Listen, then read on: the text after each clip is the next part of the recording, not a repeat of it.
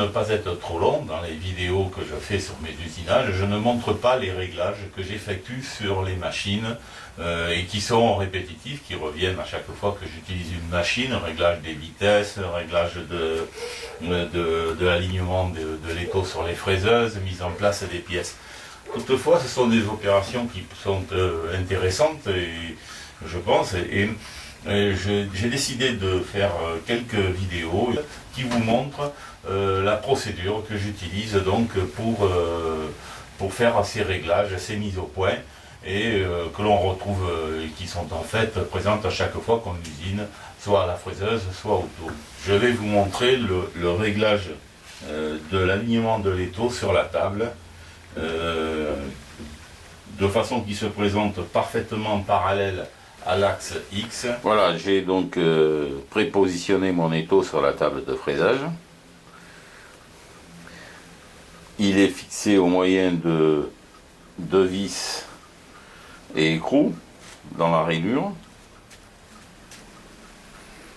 Ici, je vais devoir donc procéder à l'alignement de cet étau dans l'axe X, qui est l'axe donc longitudinal de la table, et il faut qu'il soit réglé avec la plus grande rigueur possible, puisque la qualité, la précision des usinages va dépendre de cet alignement. Il faut qu'il soit parfaitement parallèle. Ici nous avons la broche. L'axe de la broche donc c'est l'axe Z. Pour ce faire, pour ce réglage, je vais disposer donc d'une part de ces écrous. On peut voir, ça me laisse un certain jeu pour pouvoir régler les écrous. Et ici, puisqu'il s'agit d'un étau à base tournante, je pourrais parfaire mon réglage à l'aide des vis de blocage de l'étau sur sa base. Dans ce cadre, dans ce type d'étau, c'est tout à fait faisable. Voilà. Il y a exactement de l'autre côté, il y a la même dispositif. Donc en premier, je vais aligner mon étau. Je vais l'aligner à l'œil, et ensuite je vais mettre dans la broche un comparateur, et je procéderai au comparateur pour obtenir la plus grande précision possible. Donc les écrous là sont totalement desserrés, et je vais me baser entre ce côté là de mon étau et puis le bord de la table. Je peux, en me penchant un petit peu, vérifier à l'œil par rapport aux rainures également. Là, je pense que je suis à peu près correct. On a compris que là, c'est pas du tout de la précision, c'est juste pour commencer mon réglage. Je vais serrer un peu les écrous, mais pas beaucoup, puisque évidemment, il va falloir intervenir là-dessus. Et maintenant, ce que je vais faire, je vais introduire dans l'émorce de mon étau une cale, et je vais fixer dans la broche, je vais mettre un comparateur. J'utilise donc une cale de fraisage. Alors ces cales de fraisage sont parfaitement usinées, elles ont vraiment une précision, une grande précision. Et je vais la glisser entre les morts de l'étau.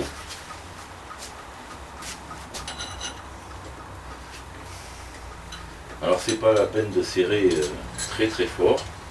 Voilà la cale donc, elle a été fixée dans les morts de l'étau. Je pourrais très bien, avec le palpeur du comparateur, me guider sur les bords même de l'étau. Moi je préfère cette solution là. Je vais venir m'appuyer au dos avec le palpeur, et c'est par là que je vais procéder donc au réglage de mon étau.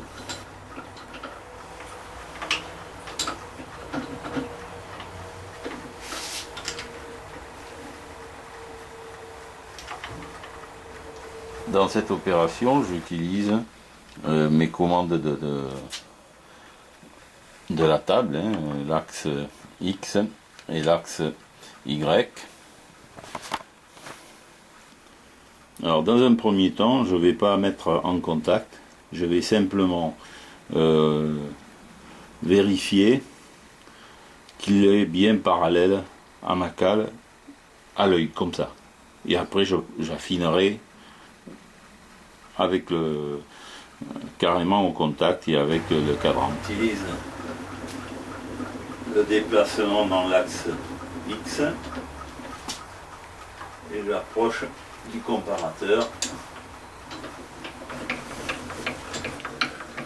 Alors là c'est toujours un contrôle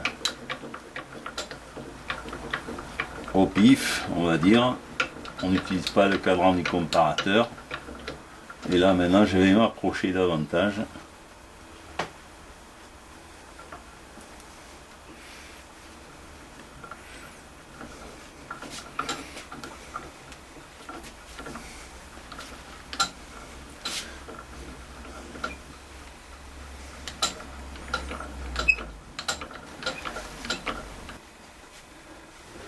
Je vais toucher.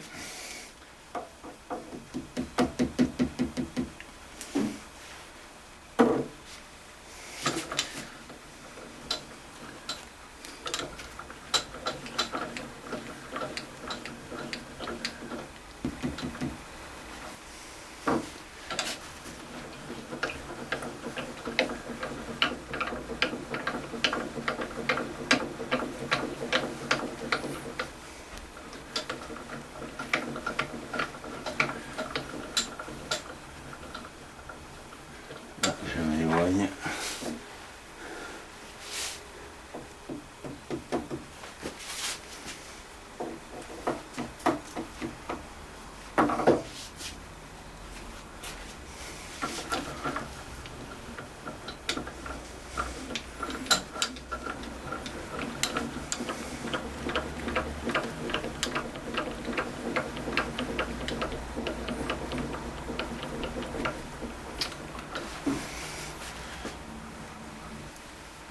Je vais remonter un petit peu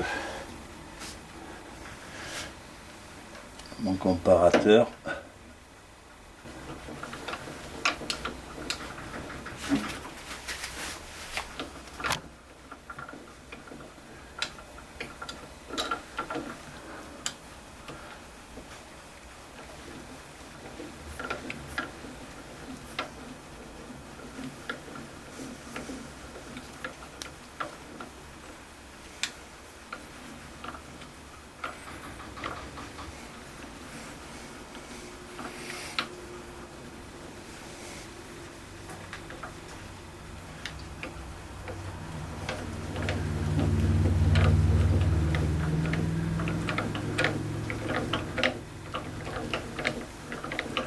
Alors là on peut voir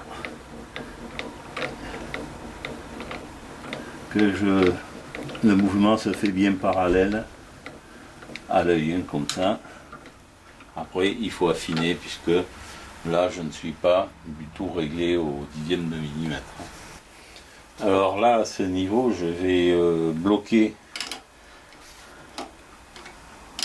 l'étau, la base de l'étau, et je procéderai au réglage affinage sur la partie pivotante de mon étau.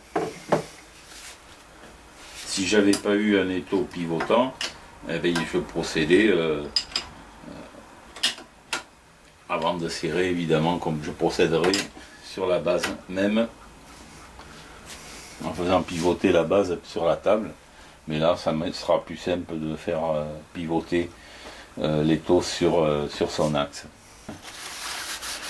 Le procédé est le même, hein, que ce soit avec un étau pivotant ou un étau fixe.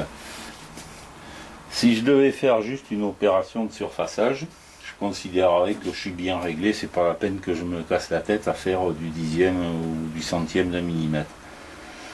En revanche, pour faire un usinage qui demande une plus grande précision, ben là, il faut effectivement poursuivre pour arriver à obtenir le meilleur réglage. Voilà, j'ai mis donc le comparateur en contact. Et voilà. Ce comparateur n'a pas beaucoup de courses, donc je ne peux pas lui donner davantage là. Il faut que je fasse attention, que ce soit toujours en contact avec ma cale.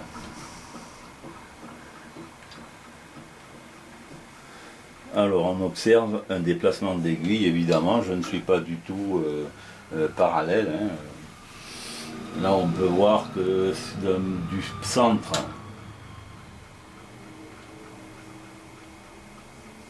jusqu'au bord j'ai 12 centièmes. Alors, lorsqu'on débute, des fois on est un peu gêné par ce mouvement du comparateur, savoir dans quel sens on avance ou on recule. Eh ben, c'est pas compliqué, hein. Avec la main on va toucher, voilà. Donc là, si mon étau avançait, l'aiguille du comparateur sera allée ici, dans ce sens. En fait, elle recule. Et si elle recule, eh ben, c'est tout simplement que je suis trop vers la caméra. Donc, je vais pivoter. Alors là, j'ai 12. Je vais me mettre ici à 0.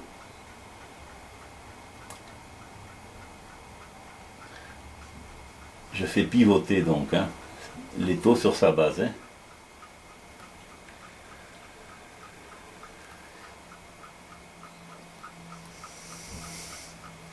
Je vérifie que je suis toujours bien en contact. Pour l'instant, je vais me contenter de ça. Je vais aller défiler de l'autre côté. Voir.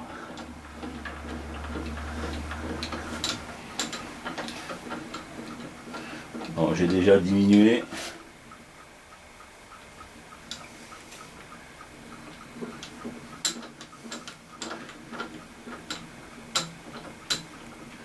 Ouais, et là j'ai 6 centièmes. Donc 6 centièmes. Ça veut dire qu'ici, mon étau s'avance vers la colonne.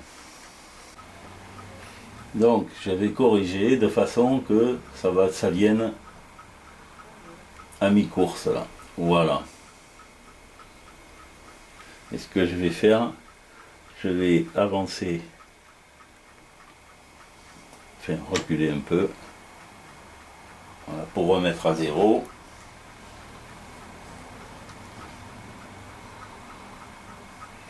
En sortant, c'est bon, je suis toujours en contact avec ma cale, toujours vérifier qu'on est en contact avec le palpeur. Hein. Allez, je suis à 0, donc pas tout à fait, je vais me mettre à 0. Voilà, c'est bon, là, je suis à 0.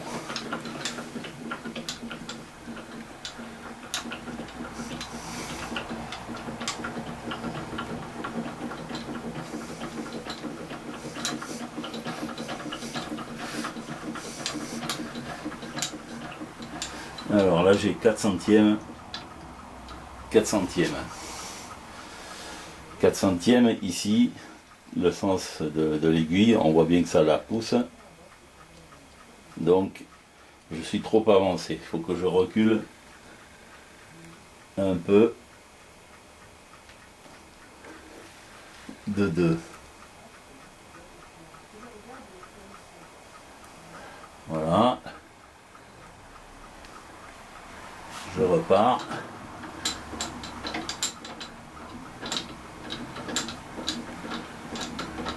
Alors on s'aperçoit que c'est vraiment des mouvements hein, minimes. Hein. On a vite fait de dépasser. Alors là je reste avec une tolérance de 2 centièmes pour l'instant. Bon, c'est pas une tolérance, c'est 2 centièmes de mesurer. C'est pas assez, je vais donc réduire encore. Donc là, il est clair que tel que ça avance, mon étau, ici, ce bord est trop près de la caméra. Donc, il faut que je réduise. Je le mets à 0 là. Et on va essayer. On va repartir dans l'autre sens.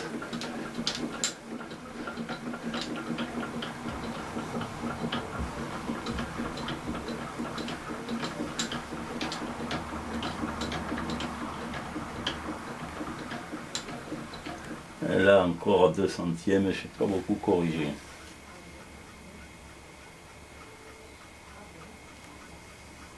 Voilà.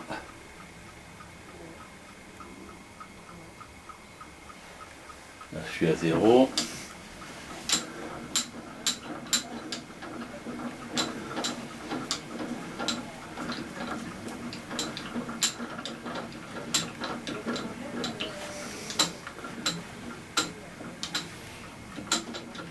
Bon, ça bouge pas. On peut dire que je suis réglé au centième. Je reviens.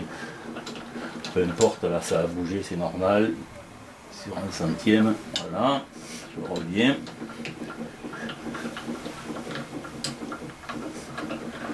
Voilà, ça bouge pas.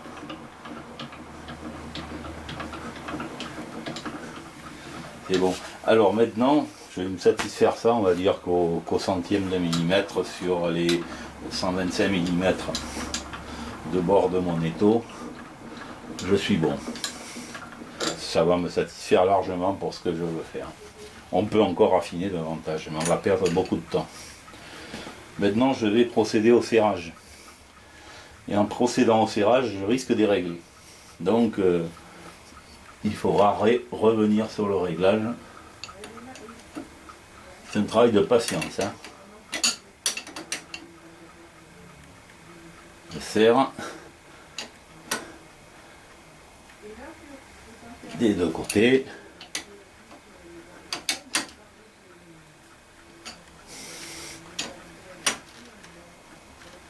Voilà. On a pu voir que l'aiguille a peut-être un petit peu bougé. Allez, maintenant, je recommence ma navigation. Bon, ici c'est bon, ça bouge pas.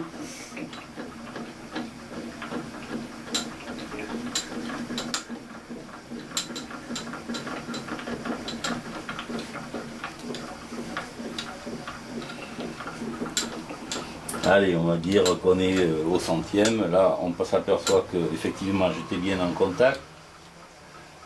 Il y avait de la marge. Je suis donc bien dans le champ de mesure du comparateur. Et je vais vérifier de l'autre côté aussi, mais il n'y a pas de raison.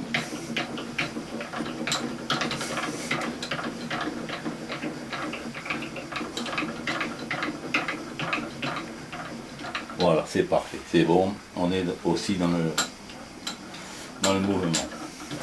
Voilà, j'ai donc réglé mon étau correctement pour le travail que je veux faire. J'ai une précision de l'ordre du centième, c'est largement ce qu'il me faut. Là on peut voir que mon aiguille ne bouge pas du tout, je suis au centième de millimètre, c'est bon. J'espère que cette vidéo vous sera utile. Puis je vous donne rendez-vous pour d'autres vidéos qui concerneront également les réglages de la machine, du tour, de la fraiseuse. Tout ce que l'on ne voit pas dans les vidéos d'usinage que je fais, consacrées à des pièces précises. Je ne montre pas les réglages, sans quoi j'aurai des vidéos qui dureraient 1 heure et très fastidieuses. Voilà, chaque fois que je dis dans une vidéo j'ai réglé mon étau, ben, ça veut dire que j'ai fait ce que vous venez de voir dans cette vidéo. Si vous avez aimé cette vidéo, ben, vous pouvez mettre un pouce en l'air. C'est toujours sympa, ça aide. Voilà, je vous remercie, à bientôt.